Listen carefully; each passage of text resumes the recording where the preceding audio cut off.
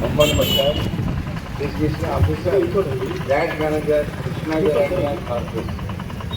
ನಾನು ಇದಕ್ಕೆ ಮುಂಚೆ 3 ವರ್ಷ ಸತತವಾಗಿ ಕೃಷ್ಣ ಗ್ರಾಮೀಣ ಬ್ಯಾಂಕ್ ಆಫೀಸರ್ಸ್ ಅಸೋಸಿಯೇಷನ್ ಪ್ರೆಸಿಡೆಂಟ್ ಇದೆ. ಯಾವಾಗಲೂ ನಮ್ಮ ಗೆಳೆಯರ ಜೊತೆ ಏನು ಅನ್ಯಾಯ ಹೋಗಿ ಮ್ಯಾನೇಜ್ಮೆಂಟ್ ಜೊತೆ ಜಗಳ ಆಡ್ತಿದ್ದೆ.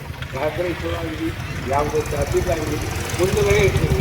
ಒಂದು ಫೈನ್ ಡೇ ನನಗೆ ಸಿಂಗಲ್ ಕಸ್ಟಡಿ ಕೊಟ್ಟರು ಹಾರ್ಕೋರ್ಟ್ ಬ್ಯಾಂಕಿಗೆ.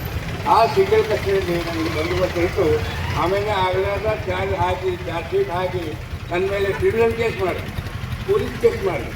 ಇದಕ್ಕೆ ನಾನು 10 ವರ್ಷ ಕೋರ್ಟ್ JMFC ಕೋರ್ಟ್ ಬಸವಕಲ್ಯಾಣ ಇದ್ದೆ. ಇದು ನೆರವಣಿಗೆ ನನ್ನ ಹೆಂಡತಿ ತೀರ್ಕೊಂಡು ಇದೇ ಆಘಾತದಿಂದ ಮಕ್ಕಳು ಸಣ್ಣ ಇದ್ದೀವಿ. ನನ್ನ ಹೆಂಡತಿ ತೀರ್ಕೊಂಡು ಆಗ ನಾವು ಈ ಕೇಸನ್ನು ಗೆಲ್ಲಬೇಕು. ನಾನು ನಿರ್ದೋಷಿ ಅಂತ ಕೋರ್ಟಲ್ಲಿ ಸಾಬೀತಾಯಿತು. ಈ ಸಾಬೀತಾದನು ಈ ಮ್ಯಾನೇಜ್ಮೆಂಟ್ ಲೆಟರ್ ಕೊಟ್ಟಿರುವುದು ಸರ್ವಿಂಗ್ ಅದಕ್ಕೆ ಕನ್ಸಿಡರ್ ಮಾಡ್ತಾ ಇಲ್ಲ. ನನ್ನ ಗ್ರ್ಯಾಚ್ಯುಟಿ ಬರಲಿ, PL ಎಂಟೇಸ್ಮೆಂಟ್ ಬರಲಿ, ಪೆನ್ಷನರಿಗೆ ಪೆನ್ಷನ್ ಕೋರ್ಟ್ನಲ್ಲಿ ನಡೀತಾ ಇದೆ. ಈ ಸಲುವಾಗಿ ಈ ಇತರ ಸವಲತ್ತುಗಳು ಈ ಬಡ್ಡಿ ಮನೆ ಕೈಲಿದೆ, ಇವನ ಕೈಲಿದೆ. ಇವಾಗ ಸುಮ್ಮನೆ ಕೋರ್ಟ್ ಕಚೇರಿ ಹಾಕಿ ನಾವು ಬರೋ ದುಡ್ಡು ಸುಮ್ಮನೆ ಆಗಿ ಆ ವಕೀಲರಿಗೆ ಖರ್ಚು ಮಾಡ್ತಿದ್ದಾನೆ. ವಕೀಲರಿಗೆ ಕೊಡ್ತಾ ಇದ್ದಾನೆ, ಪ್ರೆಸ್ನವ್ರಿಗೆ ಕೊಡ್ತಾರೆ. ಯಾರು ದುಡ್ಡು ಅದು? ನಾವು ಹೆಂಗೆ ದುಡ್ಡು ಬರ್ತಾ ಇದ್ದ ಜಾಸ್ತಿಗೆ ಒಂದು ವಿಸಿಟ್ಗೆ ಹೋದ್ರೆ 5 ರೂಪಾಯಿ ಕೊಡ್ತಿದ್ರು.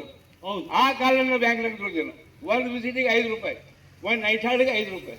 ಈಗ ಇವತ್ತೇನಿದೆ ಈ ಬಡ್ಡಿ ಮೇಲೆ 1000 ಗಟ್ಟಲೆ ಕಳ್ತಾರೆ ಒಂದು ವಿಸಿಟ್ ಹೋಗಿ. ಅದು ಕಾರ್ಯ ಕೊಟ್ಟು ಹೋಗಿ ಯಾರಪ್ಪನ ದುಡ್ಡದು? ನಿನ್ನ ಖರ್ಚು ಮಾಡ್ತಾ ಇದ್ದೀಯ ಕೋರ್ಟ್ ಖರ್ಚಿಗೆ, ಯಾರಪ್ಪನ ದುಡ್ಡದು?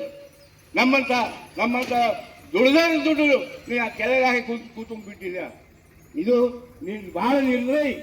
ನಿನಗೂ ಈ ರೀತಿ ಬರ್ತದೆ. ನೀನು ಸರ್ವಿಸ್ನಾಗಿದ್ದೀಯಾ, ನೀನು ಒಬ್ಬ ನೌಕರಿದ್ದೀಯಾ, ನೀನೇನು ಮೇಲೆ ಇದು ಇಲ್ಲ. ನೀನೊಬ್ಬ ನಮ್ಮಂಗೆ ನೌಕರು, ನೀನು ನಮ್ಮ ಇವರು ಆಫೀಸರು. ನಿನಗೂ ಈ ಗತಿ ಬರ್ತದೆ. ನೀನು ಬಿಟ್ಕೊ, ನಿನಗೂ ಈ ಗತಿ ಬರ್ತದೆ. ನೀನು ಹೆಂಡತಿ ಮಗಳ ತಗೊಂಡು ಈ ಟೈಟ್ನಲ್ಲಿ ಕೂಡ್ತೀಯಾ. ಅದಕ್ಕೆ ನಿನಗೆ ಅವನು ನಿರ್ದಾಕ್ಷಣವಾಗಿ ಹೇಳ್ತೇನೆ, ಬಡ್ಡಿ ಮಗನೇ ನಮ್ಗೆ ಏನು ನ್ಯಾಯವಾಗಿ ಬರಬೇಕು ಆ ನಮ್ಮ ಸಹೋದರರು ಕೊಟ್ಟುಬಿಡು. ಈ ನಮ್ಮ ಹೋರಾಟ ಇಲ್ಲಿಗೆ ನಿಲ್ಲೋದಿಲ್ಲ. ಈ ನಮ್ಮ ಹೋರಾಟ ನ್ಯಾಯ ಸಿಗೋವರೆಗೆ ಇರುತ್ತದೆ. ನಾವು ಸಾಯುವವರೆಗೆ ಹೋರಾಟ ಮಾಡ್ತೀವಿ ಅಂತ ನೀನು ಕಳಿಸ್ತೀನಿ.